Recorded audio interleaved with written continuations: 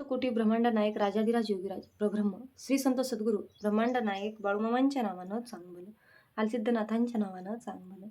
आज आहे रविवार. तुम्हा सर्वांना शुभ रविवार. तुमच्या सर्वांच्या चांगल्या चांगल्या इच्छा बाळूमामांनी लवकरात लवकर पूर्ण करावं हीच मी माझ्या बाळूमामा चरणी पुन्हा एकदा प्रार्थना करते आणि आजच्या व्हिडिओला सुरुवात करते. तर बघा, आज आहे रविवार आणि रविवार असल्यामुळे मला सुट्टी असते आणि घरामध्ये आज कोणीही थांबत नाही. का तर सगळ्यांना एकच भीती असते की मी काहीतरी काम लावेल. त्यामुळे सगळे घराच्या बाहेर आज पळून जातात. भलेही मी 8 दिवस कामाला जात असताना ते घरात पडून राहतात.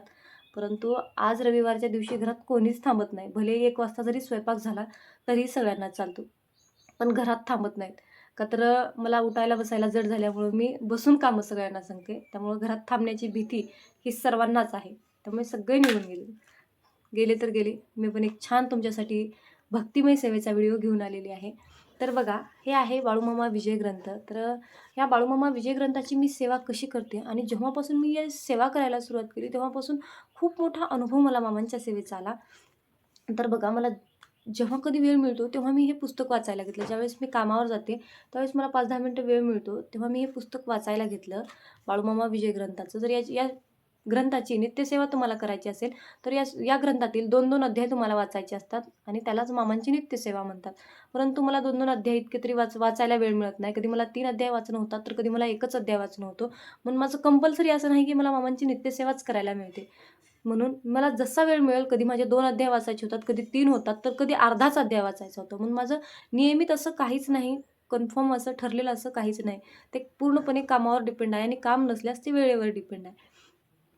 म्हणून तुम्हाला मी सांगते, जेव्हापासून मी वाचायला सुरुवात केली तेव्हापासून एवढं मन आनंदी, एवढं मन फ्रेश, जी मनामध्ये तकतक, सतत चिंता, जी काही सतत डोक्यात विचार, मन सतत भरकटत चाललं, हे सगळं काही शांत होतं आणि आपलं मन, आपलं डोकं हे पूर्णपणे शांत होऊन मामांच्या सेवेमध्ये रमून जातं. खरंच या विजय ग्रंथाचा अनुभव आहे.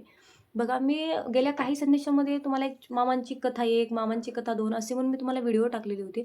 तर या विजय ग्रंथामधले जी काही छोट्या-छोट्या जे वाक्य आहेत, जे छोट्या-छोट्या ओळी आहेत, त्या ओळी मी तुम्हाला सांगितलेल्या होत्या. तर तुम्हालासुद्धा सगळ्यांना आवडल्या. का तर त्या सांगतासुद्धा आल्या पाहिजेत. कारण ही मामांची जी वाणी आहे, जे मामांचा हा ग्रंथ आहे, तर हा पवित्र ग्रंथ असून यामध्ये संस्कृत अशी वाणी आहे. संस्कृत वाणीमध्ये मामांचा विजय ग्रंथ आहे. त्यामुळे मला थोडंसं मी स्वामी सेवेत असल्यामुळं मला संस्कृत ही थोडीशी फास्ट वाचायला जमते. थोडंसं जास्त जमतं आणि समजायलासुद्धा माइंडमध्ये थोडंसं जास्त लवकर क्लिक होतं आणि म्हणून मला तुम्हाला सांगायला ते लवकर जमतं आणि तुम्हाला समजेल अशा पद्धतीनं मी सांगण्याचा प्रयत्न करते. म्हणून तुम्हाला सगळ्यांना आवडलं. मग तुमच्याकडे जर बाळूमामा विजय ग्रंथ असेल तर तुम्ही याची नित्यसेवा म्हणून दररोजचं 2-2 अध्याय वाचा. त्यानंतर ओम नमो शिवस्वरूप आहे, बाळूमामा नमो नमः किंवा श्री संत कीर्तिवंत बाळूमामा नमो नमः यासुद्धा या दोन्हीपैकी कुठल्याही एका मंत्राचा तुम्ही जप करू शकता. जपमाळ घेऊन तुम्ही मामांचा जप हा करू शकता तुमच्याकडे वेळ असेल तर. आता माझ्याकडे तर एवढी सेवा करण्यासाठी वेळ नाही. म्हणून मी फक्त ज्यावेळेस मला मामांची आठवण येईल, ज्यावेळेस मी रिलॅक्स असेल त्यावेळेस मी मामांचा मंत्र हा मनातल्या मनात जपत असते. वेळ मिळाला तर हे विजय ग्रंथ वाचते. पण जर तुमच्याकडे विजय ग्रंथ नसेल आणि तुम्हाला सुद्धा माझ्यासारखा वेळच मिळत नसेल तर तुम्ही मला कमेंट करून सांगा. मी दररोजचं तुम्हाला बाळूमामा विजय ग्रंथाचा एक अध्याय नक्कीच तुम्हाला सांगेन. एवढा गोड आहे, एवढी अमृत रसाळ वाणी आहे की बस. मला तर हा विजय ग्रंथ खूप आवडला आणि जेव्हापासून एक विजय ग्रंथ मी वाचायला घेतला तेव्हापासून मनाला एक वेगळीच ऊर्जा, प्रेरणा, शक्ती असं मिळाल्यासारखं होतं. अंगात ताकद आल्यासारखं होतं आणि खरंच या विजय ग्रंथाची ताकद खूप मोठी आहे. आणि हे भेटायला, वाचायला आणि ऐकायला भेटणंसुद्धा खूप नशीब लागतं बरं. असं नाही की कुणीही येईल, कुणीही मामांची सेवा करेल आणि कुणीही विजय ग्रंथ घेऊन जाईल आणि याचं वाचन करेल. ज्याच्या आयुष्याचे काळे धागे हे नष्ट झालेले आहेत, त्यांनाच हा विजय ग्रंथ वाचायला मिळतो. त्यांच्याच घरामध्ये हा विजय ग्रंथ येतो. बघा, मी आज 10 ते 12 वर्षापासून मामांच्या सेवेत आहे. तरीही माझं काहीतरी कर्म चुकीचं राहिलेलं होतं. म्हणून माझ्या घरात हा विजय ग्रंथ येत नव्हता. मला विजय ग्रंथ घेण्याची खूप इच्छा होती. परंतु जोपर्यंत मामांची इच्छा होत नाही, तोपर्यंत आपल्या घरामध्ये विजय ग्रंथ हा येऊच शकत नाही. इतका दिव्य, पवित्र असा हा विजय ग्रंथ आहे.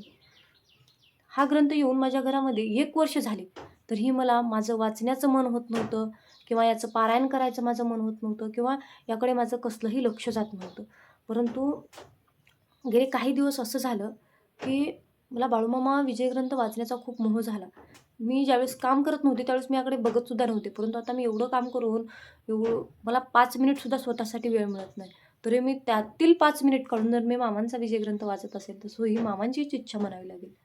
म्हणून तुम्हाला एकच कळकळीचं सांगणं आहे, की खरंच तुम्ही मामांचा विजय ग्रंथ वाचा आणि तुम्हाला काय फील झालं, तुमच्या मनाला काय वाटलं, तुम्हाला काय चेतना भेटली, हे मला कमेंट करून नक्की कळवा.